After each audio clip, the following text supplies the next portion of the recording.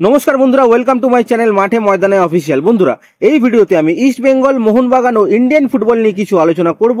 তোমরা যারা যারা আমার ভিডিওটা দেখছো, আমার চ্যানেলটা প্লিজ সাবস্ক্রাইব করে নাও ইন্ডিয়ান ফুটবলের এরকম আরো আপডেট পেতে। তো আজকে ইস্ট বেঙ্গলকে নিয়ে শুধু আপডেট আছে, কারণ কাল রাত থেকে কিছু প্লেয়ার যারা একদম চূড়ান্ত হয়ে গেছে, ডিল ডান, তাদের নাম মার্কাস সোশ্যাল মিডিয়ায় জানিয়ে দিয়েছে। এছাড়া ইস্ট বেঙ্গলের নিউ সাইনিং এর ব্যাপারেও বলেছে। তো সব বলবো তোমাদের। তার আগে East Bengal coach Carles Cuadrat RFDL এ ইস্ট বেঙ্গল ফাইনালে ওঠায় এবং টিমের সাফল্য নিয়ে একটা বার্তা দিয়েছেন। তিনি বলেছেন ইস্ট বেঙ্গল আরো একটা গুরুত্বপূর্ণ টুর্নামেন্টের ফাইনালে উঠেছে। এই টুর্নামেন্টটা গুরুত্বপূর্ণ কারণ দেশের ভবিষ্যতের ফুটবলাররা এখানে যুক্ত। তিনি আরো যোগ করেছেন, আমাদের বি টিমকে যথাযথ এগিয়ে নিয়ে চলেছে কোচ বিনো জর্জ। সিনিয়র টিমে আমি যে স্ট্র্যাটেজি মানি, বিনো সেই technical system, counter attack, set পিসে জোর দেয় এই টিমে। আমাদের জুনিয়ররা সঠিক লক্ষ্যেই এগোচ্ছে। তো এই ছিল কার্লেসের বার্তা কোচ বিনো জর্জ ও তার টিমের উদ্দেশ্যে। এরপর আসি ট্রান্সফার আপডেটে। তো ইস্ট বেঙ্গল যে বসে নেই, তাদের দল গঠনের কাজ তারা শুরু করে দিয়েছে, সেটা কিন্তু এবার সবার সামনে চলে এসেছে। ইস্ট বেঙ্গল ইন্ডিয়ান প্লেয়ারদের যেমন চূড়ান্ত করেছে, সেরকমই কিছু বিদেশি স্ট্রাইকারের সাথেও উঠে এসেছে ইস্ট বেঙ্গলের নাম। তাদের মধ্যেই একজন হলো কার্লোস ড্যানিয়েল লোপেজ হুয়েস্কা, যিনি আবার কার্লিটোস নামেও পরিচিত। তো দাবি করা হচ্ছে ইস্ট বেঙ্গল স্পেনের এই ফুটবলারকে নেওয়ার ব্যাপারে আগ্রহী। কার্লিটস হচ্ছে 33 বছর বয়সী স্প্যানিশ ফরওয়ার্ড, যার মার্কেট ভ্যালু হচ্ছে 2.4 কোটি টাকা। তিনি এর আগে একাধিক ক্লাবে খেললেও বর্তমানে তিনি উইদাউট ক্লাব আছেন। 2016-17 মরশুমে প্লেয়ারটা স্পেনের নামকরা ক্লাব ভিলেরিয়েল বি দলের সদস্য ছিল। এছাড়া UAE থেকে শুরু করে রাশিয়া, পোল্যান্ড বিভিন্ন জায়গায় খেলার তার অভিজ্ঞতা আছে। এই 2022-23 মরশুমেই সে পুলিশ কাপ জিতেছে। সেই মরশুমে সেরা ফর্মে ছিল কিন্তু এই কার্লিটস। পোল্যান্ডে কিন্তু সে গোলের বন্যা বইয়ে দিয়েছিল।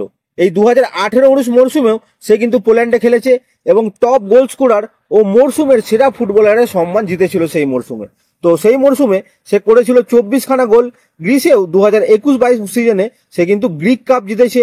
এছাড়া গত মরশুমে অর্থাৎ 2023-24-এ সে 22টা ম্যাচে 10টা গোল ও 4টে অ্যাসিস্ট করেছে। তো তুখোর এই প্লেয়ারটা ইস্টবেঙ্গলে কি নিশ্চিত, সেটা কিন্তু এখনই বলা যাচ্ছে না। তবে কিছু জায়গায় এই খবরটা উঠেছে। বিশেষ করে গত সপ্তাহে সোশ্যাল মিডিয়ায় এই প্লেয়ারটা কোচ কার্লেস কুয়াদ্রাতকে ফলো করতে শুরু করেছে। তারপর থেকে কিন্তু জল্পনাটা আরো বেড়ে যায় এবং কিছু জায়গা থেকে দাবি করা হয় ইস্ট বেঙ্গল ক্লাব এই ফুটবলারকে দলে নেওয়ার ব্যাপারে আগ্রহী। এখন দেখা যাক ভবিষ্যতে কি হয়। কালকে সাংবাদিক মার্কাস মার্গিউলো তার পোস্টে জানিয়ে দিয়েছে ইস্ট বেঙ্গল একেবারে সঠিক সিদ্ধান্ত নিয়েছে বিদেশি নির্বাচনের ক্ষেত্রে। এরপর আসি ইস্ট বেঙ্গলের ডোমেস্টিক সাইনের কথা।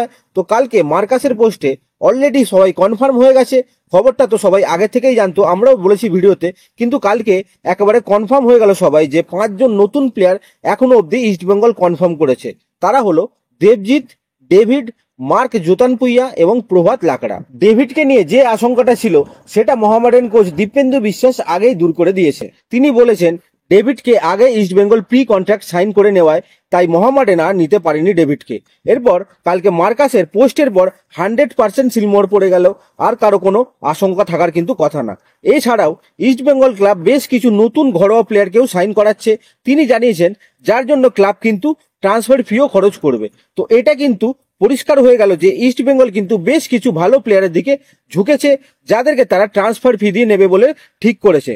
তো প্লেয়ারদের নামগুলো কিন্তু এখনো বেরিয়ে আসেনি, তাদের মধ্যে আপুইয়া আছে কিনা সেটাও কিন্তু এখনো জানা যায়নি। তবে ইস্ট বেঙ্গল কিন্তু বড় নামের পেছনেই আছে, নইলে বড় ট্রান্সফার ফি কেনই বা খরচ করবে তারা। তো সামনে এশিয়ান টুর্নামেন্ট আছে, তো সেই টুর্নামেন্টকে মাথায় রেখে কিন্তু বড় বড় সাইনিং করাচ্ছে ইস্ট বেঙ্গল। এখন দেখা যাক কি হয়। এরপর আসি দুজন প্লেয়ারের কথায়, যারা হচ্ছে ভিনিত রায় ও নিনথই। ভিনিত শোনা যাচ্ছে পাঞ্জাবে সাইন করে দিয়েছে এবং নিনথইও সেই পথেই চলেছে। তো এর আগে ইস্ট বেঙ্গলের সাথে ভিনিত রায় ও নিনথইকে লিঙ্ক করা হয়েছিল, কিন্তু সত্যিটা হচ্ছে ইস্ট বেঙ্গলের ভিনিত ও নিনথই কখনোই টার্গেটে ছিল না।